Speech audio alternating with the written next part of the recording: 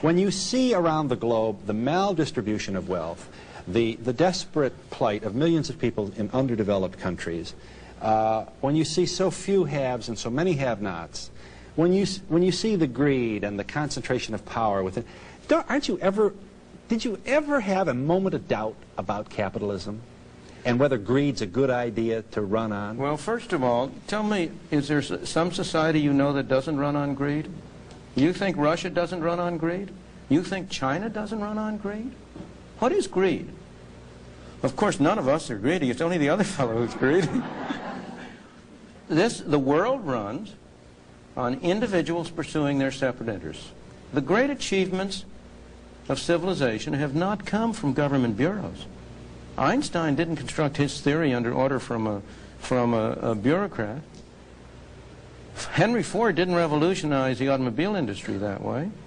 In the only cases in which the masses have escaped from the kind of grinding poverty you're talking about, the only cases in recorded history are where they have had capitalism and largely free trade.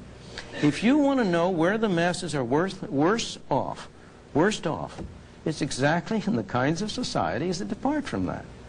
So that the record of history is absolutely crystal clear, that there is no alternative way so far discovered of improving the lot of the ordinary people that can hold a candle to the productive activities that are unleashed by a free enterprise system. But it seems to reward not virtue as much as ability to manipulate the system. And what does reward virtue? You think a communist commissar rewards virtue?